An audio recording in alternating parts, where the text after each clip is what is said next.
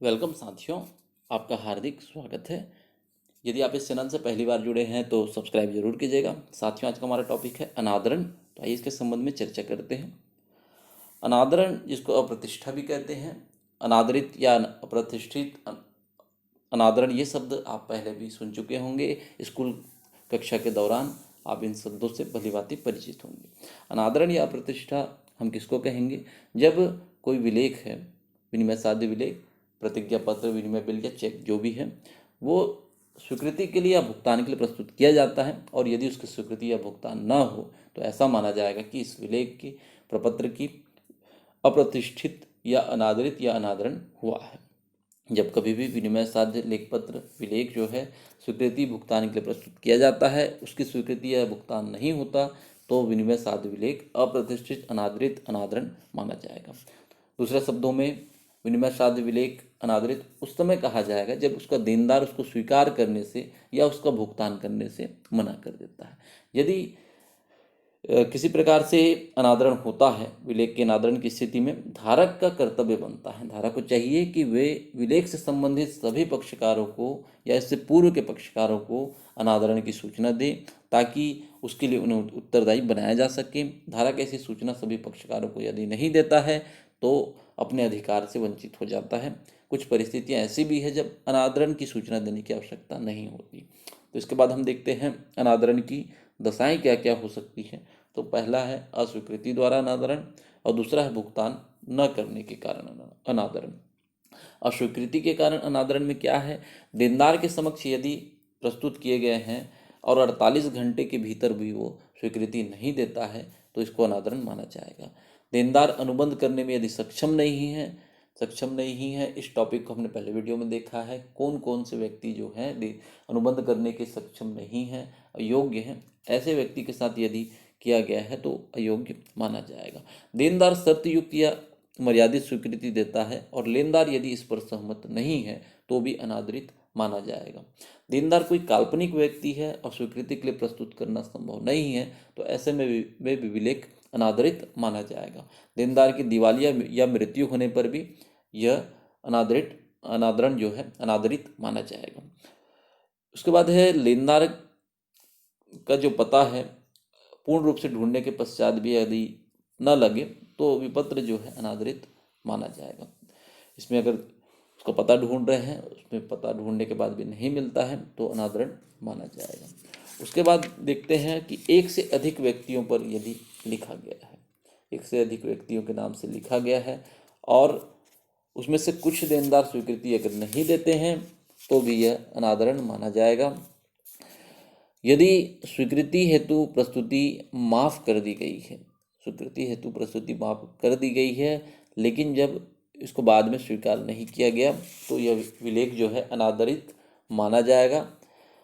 देनदार जो है स्वीकृति के बजाय अस्वीकृति शब्द लिख दे तो यह भी विलेख का अनादरण माना जाएगा। भुगतान न करने पर उसके कारण से क्या अनादरण हो सकता है? विनिमय साध्य विलेख अधिनियम के अंतर्गत किसी चेक, प्रतिज्ञा पत्र या विनिमय बिल को, विनिमय पत्र को उसके बैंक, लेखक और स्वीकारक के सम्मुख प्रस्तुत करने पर उसका भुगतान करने से यदि मना कर दे, इनकार कर दे तो विलेख अनादरण माने जाएंगे। ऐसी स्थिति जब विपत्र यदि देनदार भुगतान के लिए प्रस्तुत मना कर दे तो नियत अवधि पर उसका भुगतान नहीं करे तो इसको अनादरण माना जाएगा। कभी कभी विपत्र पर आवश्यकता की दशा में उसका देनदार का नाम लिख दिया जाता है और स्वीकारक द्वारा भुगतान न होने की दशा में भुगतान करता है, तो आवश्यकता की दशा में देनदार के समक्ष भुगतान के लिए विपत्र प्रस्तुत किया जाए और वह भुगतान देने से मना कर दे तो अनादरण माना जाएगा। ये कुछ बिंदु हैं जो अनादरण की दशाएं स्पष्ट करते हैं। इसमें दो ही दशा है, अस्वीकृति द्वारा अनादरण और भुगतान न करने के कारण अनादरण। इसे आप अपने बुक और गाइड से और अच्छे से देख लीजिएगा। इसके बाद हम चर्चा करते हैं अनादरण की सूचना क्या है। विनिमय साध्य विलेख अधिनियम की धारा 93 के अनुसार जब कोई विनिमय साध्य विलेख अनादरित हो जाए तो धारक का कर्तव्य है कि वह विलेख से संबंधित सभी पक्षकारों को अनादरण की सूचना दे। अनादरण की सूचना किसको देनी चाहिए? तो समस्त धारकों को। विलेख के अनादरण की सूचना विलेख से संबंधित सभी पक्षकारों को मिलनी चाहिए। एजेंट को, जो विलेख से संबंधित उसके अधिकृत एजेंट हैं उसको भी सूचना दी जा सकती है। शासकीय निस्तारक, यदि विलेख से संबंधित सूचना प्राप्त करने वाला व्यक्ति दिवालिया हो जाए तो उसके संबंध में जो शासकीय निस्तारक होगा उसको दी जा सकती है। यदि किसी पक्षकार की मृत्यु हो जाती है तो उसका जो वैधानिक उत्तराधिकारी है उसको दी जा सकती है। संयुक्त पृष्ठांकन की दशा में उसके जो पक्षकार होंगे, पृष्ठांकक होंगे, सभी व्यक्तियों को अलग अलग सूचना देना आवश्यक है। संयुक्त हिंदू परिवार है तो उसके मुखिया को दिया जा सकता है। साझेदारी फर्म, संयुक्त पूंजी वाली कंपनी या संस्था के सचिव, व्यवस्थापक या अधिकारी को सूचना दी जा सकती है। इसके बाद हम चर्चा करते हैं अनादरण की सूचना कब आवश्यक नहीं है, कब अनावश्यक है।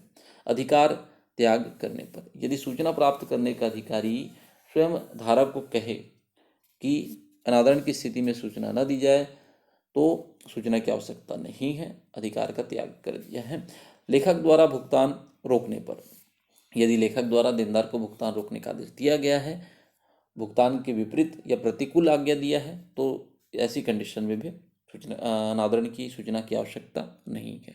जब स्वीकारक स्वयं धारक हो, कभी कभी स्वीकारक और धारक एक हो सकते हैं, जैसे किसी साझेदारी द्वारा फर्म पर बिल लिखा जाए और फर्म द्वारा स्वीकार कर लिया जाए। ऐसी स्थिति में अनादरित होने पर लिखने वाला साझेदार को सूचना देने की आवश्यकता नहीं है, क्योंकि स्वयं फर्म का एक भाग है। अविनिमय साध्य प्रतिज्ञा पत्र, अविनिमय साध्य प्रतिज्ञा पत्र पर भी पृष्ठांकित नहीं हो सकता, यदि वह पृष्ठांकित कर दिया गया है तो उसकी सूचना किसी को देने की आवश्यकता नहीं है, क्योंकि सूचना न देने से किसी को हानि नहीं होगी। गारंटी करने वाले को, जो भी व्यक्ति गारंटी दे रहा है, प्रतिभूति प्रत्याभूति देता है, ऐसे व्यक्ति पक्षकार नहीं होता, ऐसे में भी उसको सूचना देने की आवश्यकता नहीं है। उत्तरदायी पक्ष को हानि होने की संभावना न होने पर सूचना देने की आवश्यकता नहीं है। जब पक्षकार उपलब्ध ना हो, खोजने पर भी पक्षकार नहीं मिलता है तो सूचना की आवश्यकता नहीं है। साथियों, ये ऐसे कुछ पॉइंट है जो अनादरण की सूचना की आवश्यकता नहीं है, अनावश्यक है, तो इसे आप और अच्छे से अपनी बुक गाइड से देख लीजिएगा। साथियों, उम्मीद करता हूँ ये वीडियो आपके लिए यूजफुल, हेल्पफुल रहेगा। लाइक, शेयर, कमेंट के माध्यम से अपना प्यार देते रहें, और इस वीडियो चैनल से संबंधित यदि आपके कोई उपयोगी सुझाव हैं तो उसे अवश्य दीजिएगा। Thank you.